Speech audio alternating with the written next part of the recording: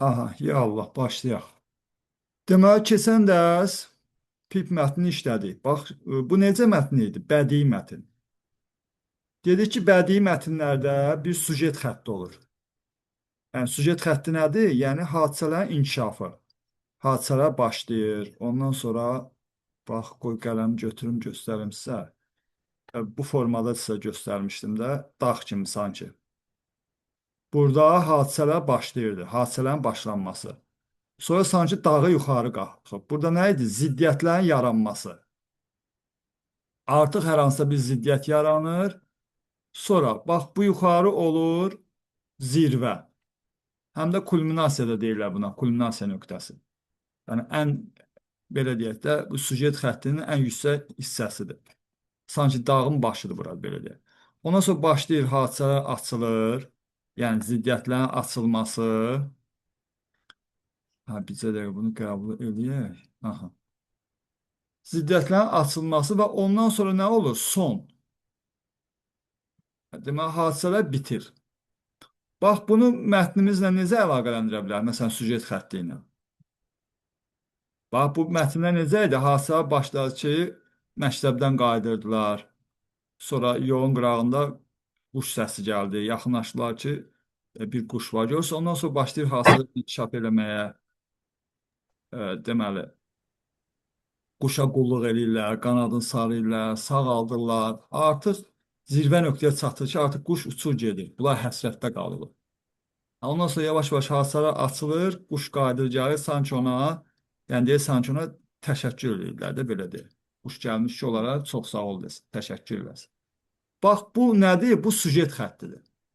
Bax, həmin bu hadisələrin inkişafının sujet xətti. Bu olur bədii mətnlərdə. Bax, bu birinci keçdiyimiz. Amma indi keçəcəyimiz, indi oxuyacağımız isə belə deyil.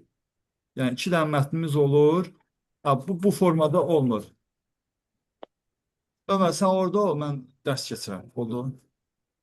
Sakit. Sakit ata dərs keçir, sakit ol. Hə, deməli, burada, deməli, bax, qəbulda da bu formada olur.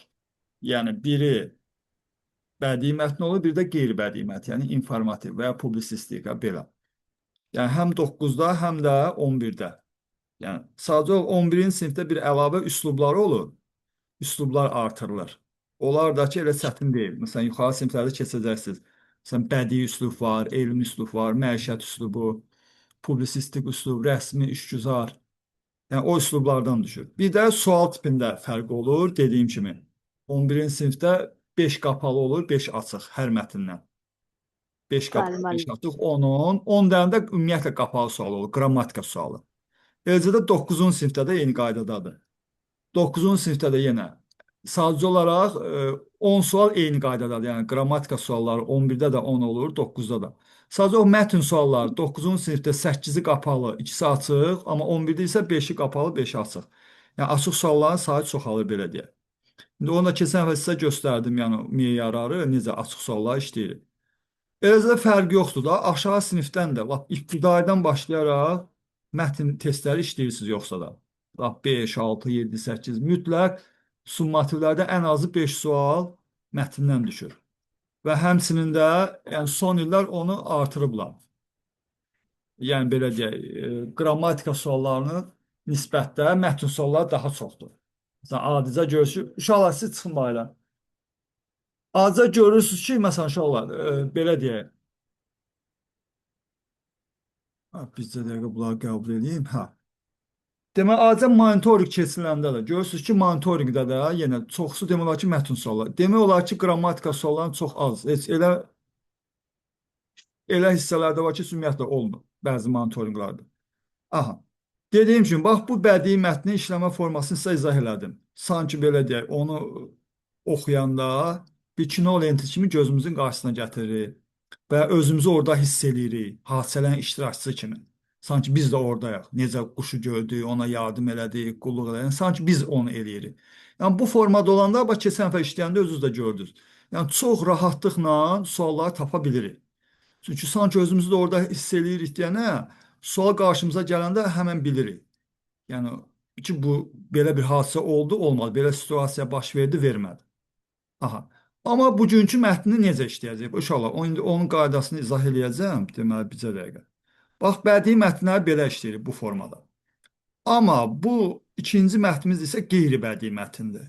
Yəni bədii deyil. Düzdür, bədiilik ünsürləri də olur orada. Məsələn, elə mətnlər olur ki, qarışıq mətnlər olur. Məsələn, həm bədiilik ünsürü də olur, amma əsasən məsələn, indi mətnlərə görə dəyişir. Eləsinə o ümumiyyətlə olmur bədiilik ünsürü. Əsasən elə faktlardan ibarət olur. Burada da əsas faktlardır. Bax, faktlara, yəni bədii mətn ümumən götürəndə bu iki mətndən bədii mətn asan olur işləməyə görə. Yəni çünki siz o aşağı siniflərdən də ədəbiyyat dərs keçirsiniz deyəndə sizə rahat olur da o mətnləri işləmək. Amma digər qeyri-bədii mətnlər isə fakt çox olur deyənə onu biraz işləmək çətin olur. Çünki o faktları yadda saxlamaq lazımdır, onları əlaqələndirmək lazımdır. Ona görə bunu daha çox belə deyək təhlillə işləyirsiniz. Daha diqqətli olursunuz. Sən hər abzası oxudunuz, sən orada əsas faktların altından xətt çəkirsiniz, açar məqamları. Aha. Dediyim kimi, bax, qeyri-bədii mətnlər də, yəni publisistik belə də deyilir və informativ, yəni informasiya bol olur. Bunlar da bir neçə cür olur. Məsələn, elə forması olur ki, ümumən hər hansısa bir nəsə haqqında məlumat verir. Məsələn, belə deyək, tutaq vulkanlar haqqında məlumat verir. Başlayır ümumi vulkanlar nədir, necə yaranır, dünyada hansı vulkanlar var. Orada bir, belə deyək də, müəyyən ardıcıllıq olur. Məsələn, o ardıcıllıqda nə üzrə ola bilər? Ola bilər eyni əşyanın hər hansı bir nəyinsə xüsusiyyətləri sadalanır. Hər abzasda başqa xüsusiyyəti sadalanır. Orada məsələn xronoloji ardıcıllıq olmur. Xronologiya yəni vaxtdır da. Amma eləsi də ola bilər ki, məsələn elə mətnlər ola bilər ki, orada xronologiya olur. Məsələn, bax bir dənə sizə mən nümunə göstərim. Məsələn, tutaq yazının növləri keçirik ki, məsələn yazının inkişafı.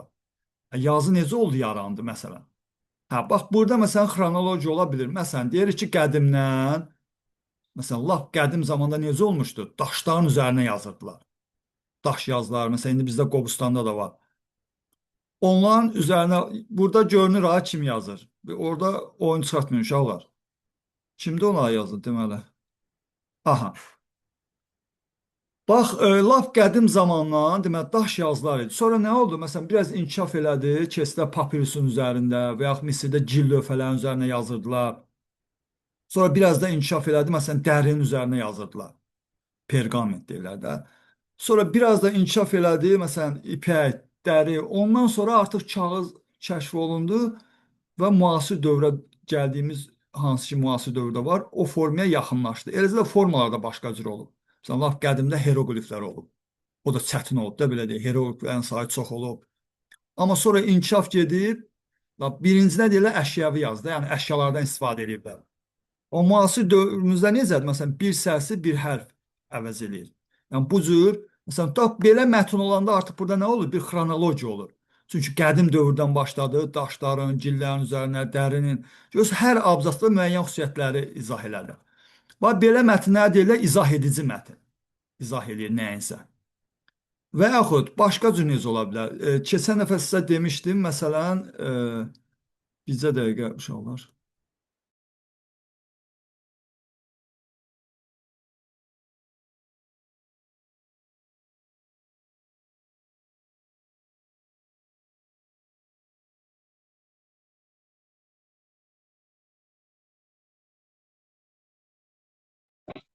Ne oldu Mati?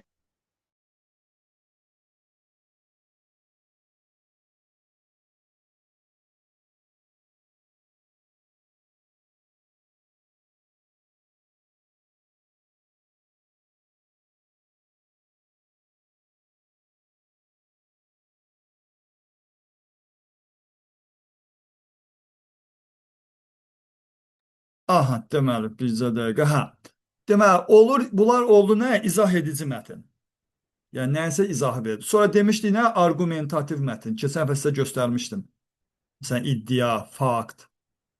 Yəni, mətndən məsələn, argument gətirir, əsaslandırır fikirlərimizi. Orada var idi bir xalça. Yəni, türklərə aid olan xalça. Məsələn, onu faktlarla əsaslandırır. Aha, deməli, burada da baxın uşaqlar. Deməli, nədir?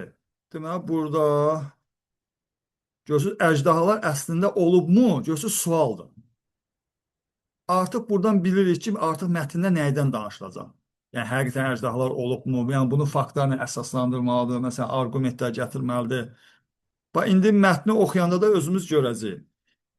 Bircə dəqiqə bura baxım, deməli, Aysi bu bircə dəqiqə. Xiaomi ilə girən kimdir burada telefon?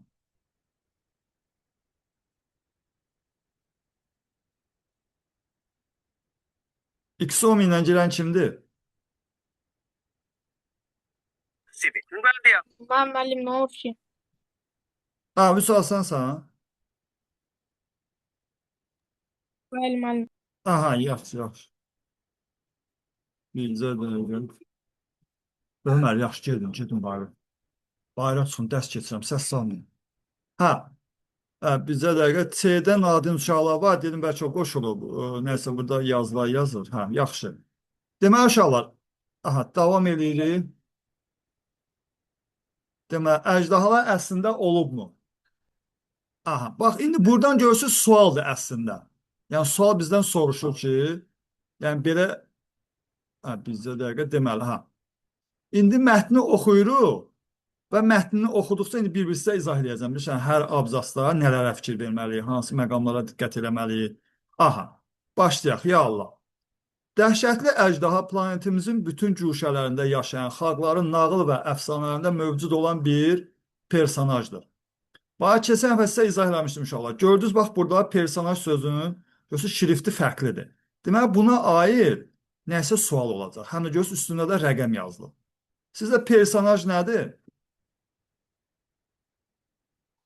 Elə hələ suala getməmiş soruşaq görüm, kim bilir. Eşitmişsiniz bu sözü? Personaj onların necə bir canlı olduğunu göstərmək üçün deyirlər.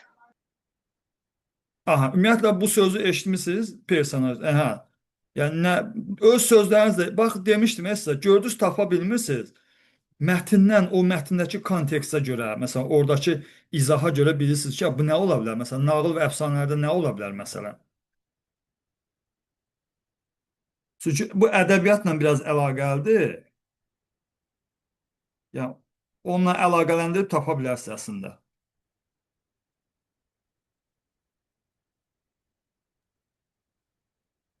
Müəllim deyə bilərəm.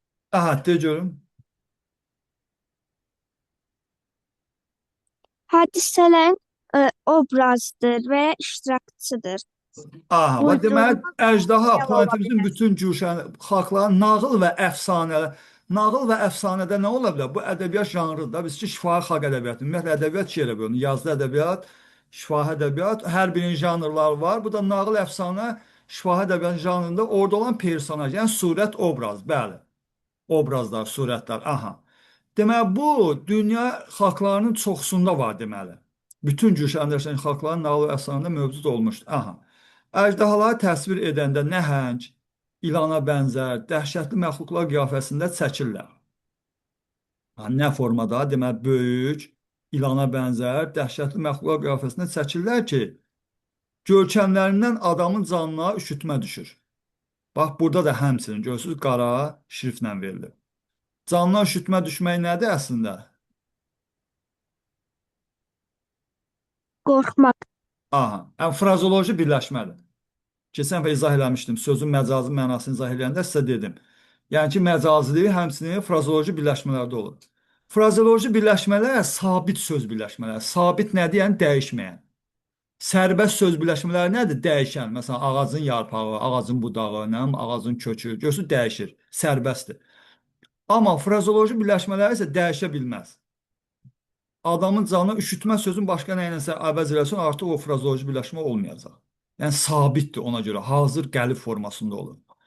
Aha, adamın canına üşütmə düşür, əjdahalar alov püskürür. Aha, onların ağız burunlarından qara tüstü çıxır. Nərələri isə o qədər güclü olur ki, səslərindən yer titrəyir. Lakin bəzi nağıllarda əjdaha insanların tərəfinə keçib, onların düşdükləri bəladan xilas edir, qoruyur. Aha, bax burada nəyi gördük? Lakin qarşılaşdırdı. Bura qədər nəyi göstərdi? Bura qədər buradan yuxarı mənfi xüsusiyyət göstərdi. Əjdahalar haqqında fikir verdiniz, nəhəng, qara ağzından od çıxan. Yəni, amma burada deyir ki, lakin bəzi nağıllarda insanların tərəfinə keçib onların düşdükləri bəladan xilas edir. Yəni, burada gördük nə var? Bir ziddiyyət var. Aha.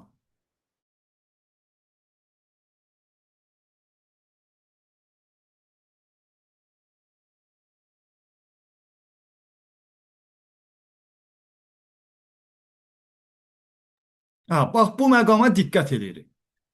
Aha, bura qədər bax təhlil elədik. Buradakı əsas məsələlərə baxdıq. Bax, bunları yadınızda saxlayın.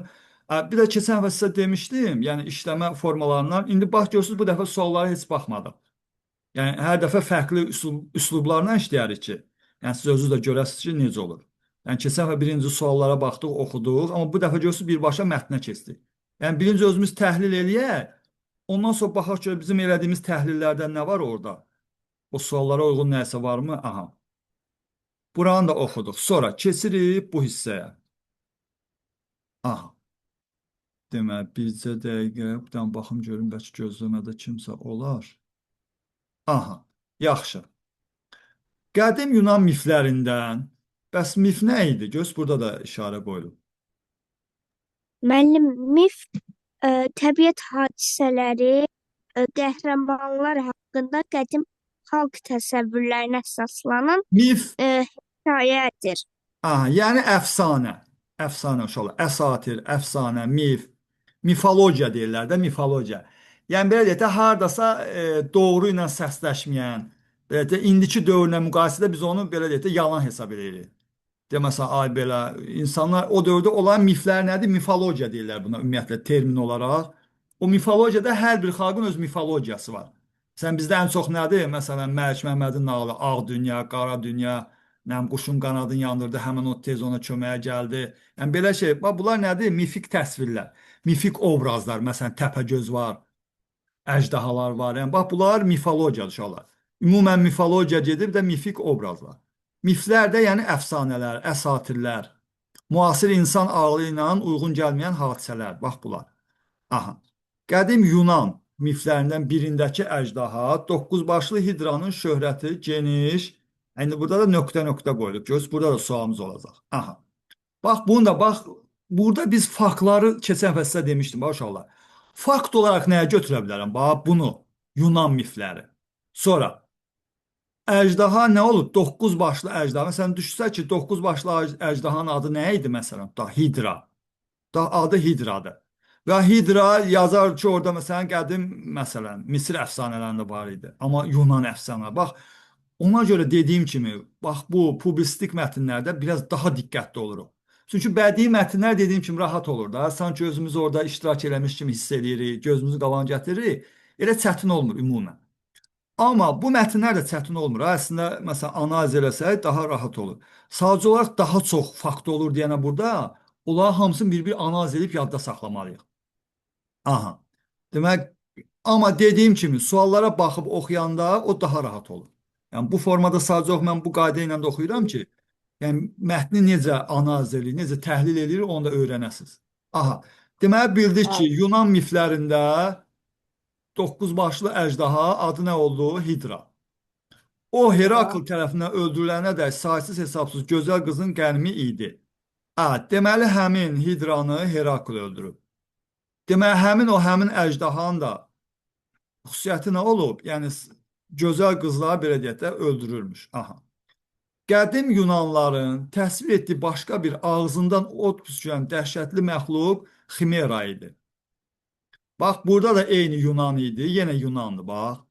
Deməli, Yunanlara aid 2 dənə əjdahanın adı çəkildi. Biri Hidra idi, onun xüsusiyyəti 9 başlı. Digəri isə ağzından od püskürən dəhşətli məxluq Ximera. Bax, hər bir əjdahanın xüsusiyyətini də burada yadda saxlayırıq. Onu Pegas adlı qanadlı atın köməyi ilə gənc döyüşçü, deməli, Bellerfon öldürür. Bax, həmin, deməli, bizcə dəqiqə, bu ikinci Ximera adlı əjdahanı kimi öldürür? Pegas adlı qanadlı at, bu atın adıdır. Bunları qarışdırmayın, görürsünüz. Pegas atın adıdır. Digərləri isə Ximera və Hidra isə əjdahanın adları idi. Peqas atı özü də qanadlı atdır. Qanadlı atın köməyi ilə gənc döyüşçü Bellerfon öldürür. Həmin bu Ximeran. Deməli, Bellerfon öldürür. Rus xalq nağıllarında da çox məşhur bir əjdaha var. Zmey Goriniz. Bax, fikir versən, Yunandan keçdi Ruslara. Çünki girişdə demişdi axı, demək olar ki, bütün dünya xalqlarının mifologiyasında buna rast gəlinir, əjdaha obrazına. Deməli, Rus xalq nağıllarında da çox məşhur bir əjdaha var, Zmey Goriniz. Bunu da yadda saxlayırıq. Aha. Bax, bu abzası da baxırıq, burada nəydən danışıldı? Əsas 3 dənə personajdan da belə deyək, əjdaha obrazından danışıldı. Aha. Deməli, bunların da adı nə idi? Birinci Hidra oldu, sonra Ximera, bir də Ruslarda olan Zmegornis, bir də Bellerfon onu öldürür. Aha. Bircə dəqiqə bu uşaqlar.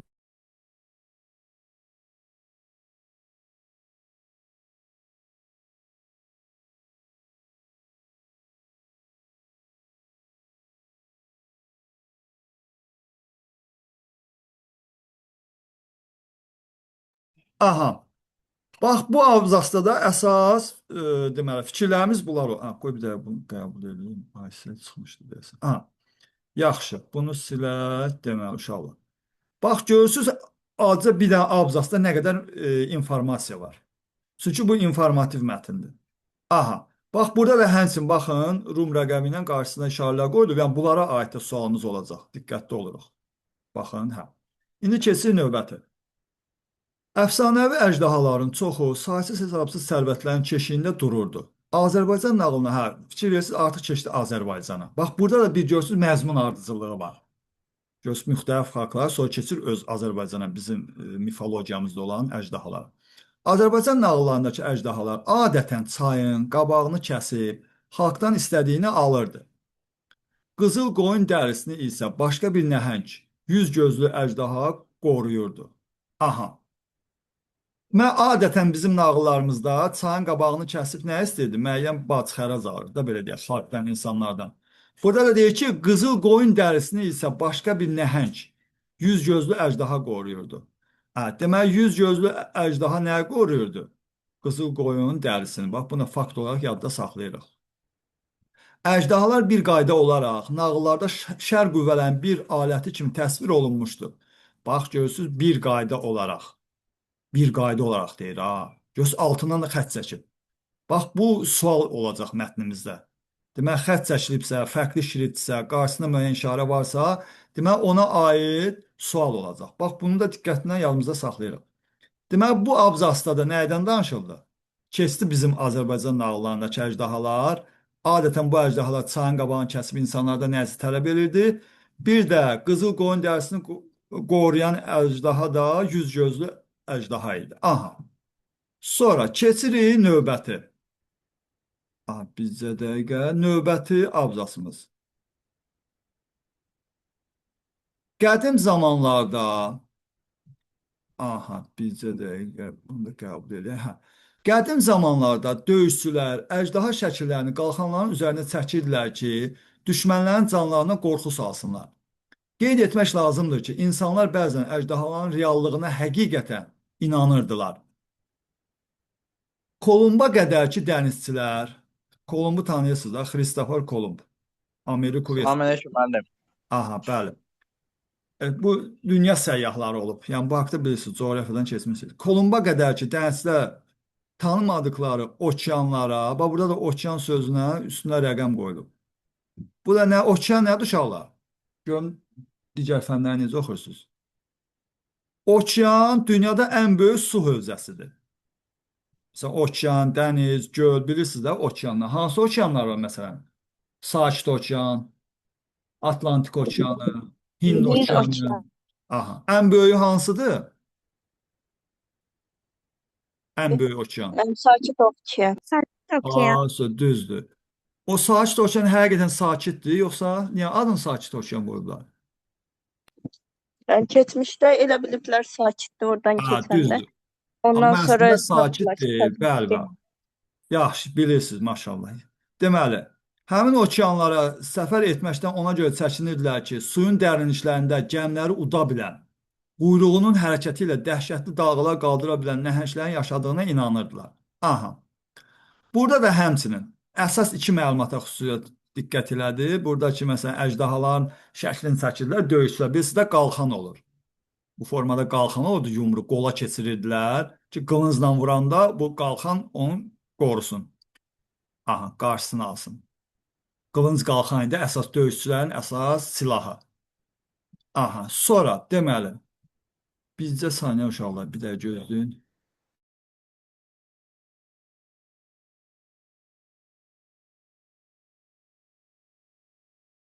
Aha, yaxşı. Ha, burada da dedik ki, döyüşçülər əsasən qalxanlarına onların şəklini çəkirdilər. Bir də burada yəni belə qorxurdular ki, Kolumba qədər dənizçilər, məsələn, dənizin dibində hansı əjdaha var, quyruğun hərəkət edir, suyu dalğalar yaradıb ediyyətdə gəmiləri batırır. Aha, bu xüsusiyyət. Bax, bu abzasda da bu fikirlər oldu əsas. Sonra keçirik növbət. Təbii ki, onlar səhv edirdilər. Belə ki, əjdahalar yalnız əfsanə və nağıllarda olur. Bax, indi fikir verirsiniz, birinci burada sual qoymuşdu. Əjdahalar əslində olubmu? Bax, indi burada həmin sualı izah edir. Müəllif belə deyək, mətni yazan. Təbii ki, onlar səhv edirlər. Belə ki, əjdahalar yalnız əfsanə və nağıllarda olur.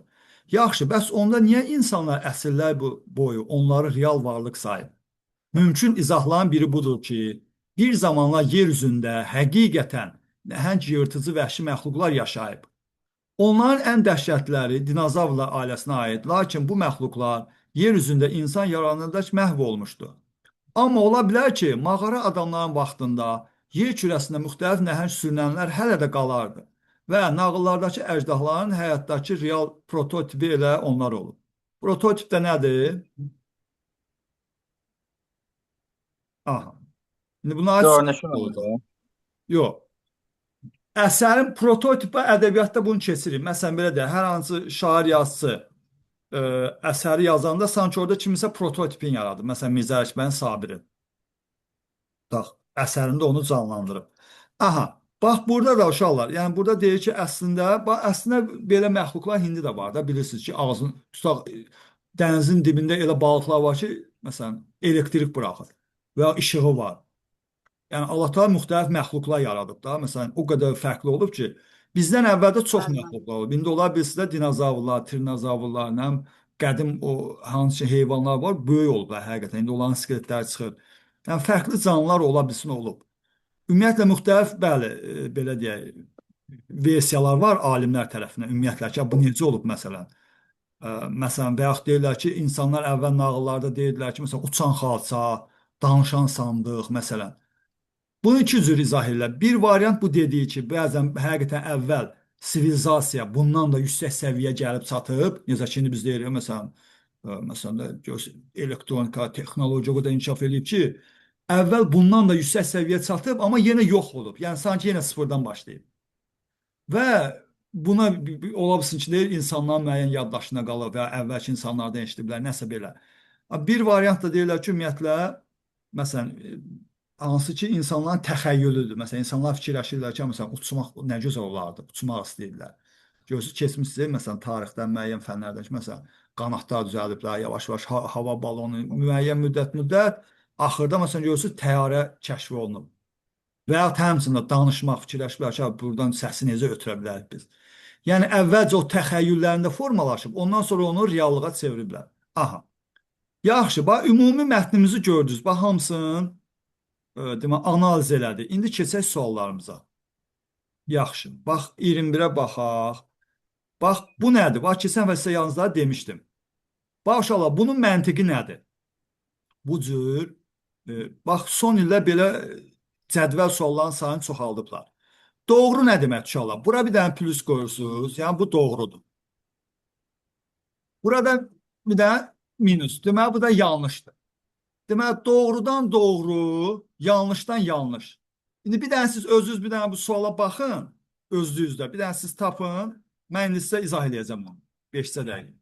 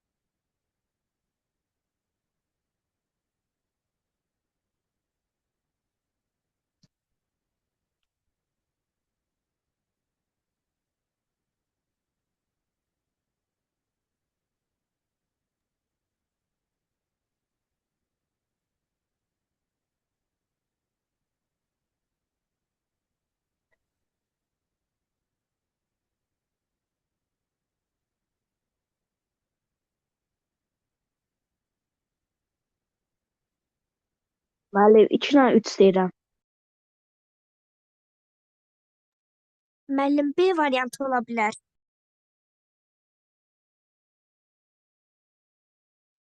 Mənim C-dir. Müəllim C ola bilər.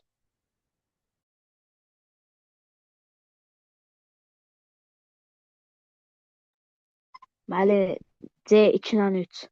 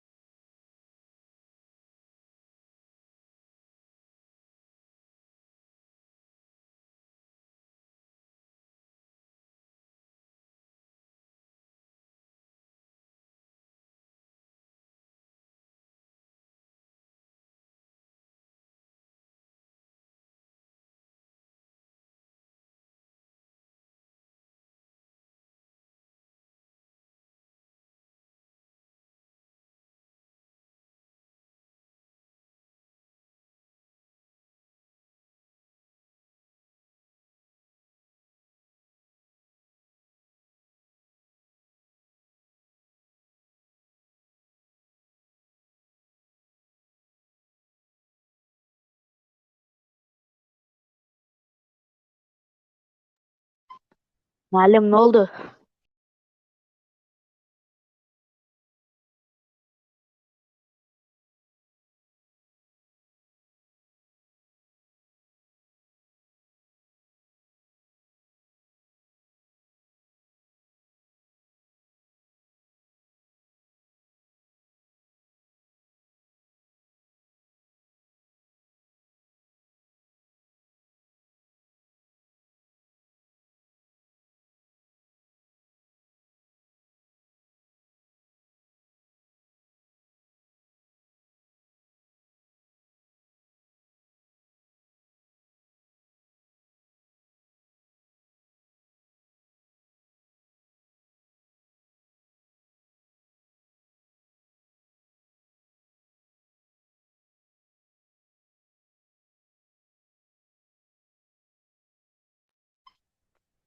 Müəllim nə oldu?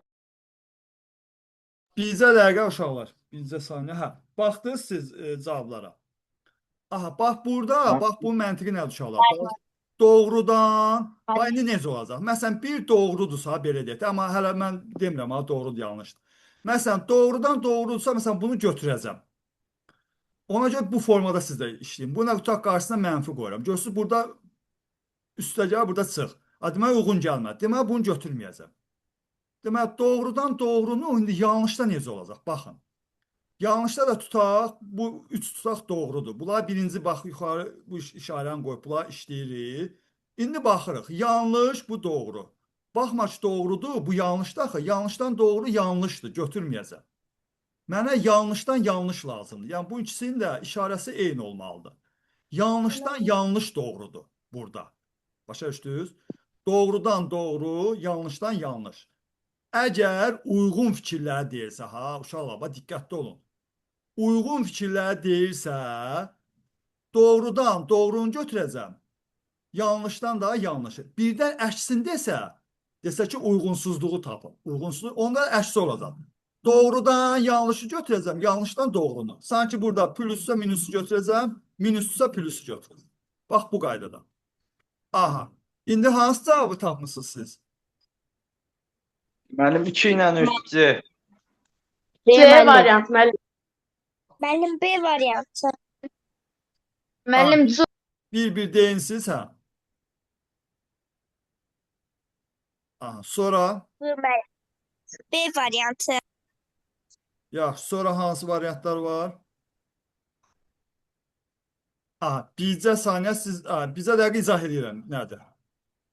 Deməli, bax, deməli, bircə saniyə şey olur. Yaxşı müəllim.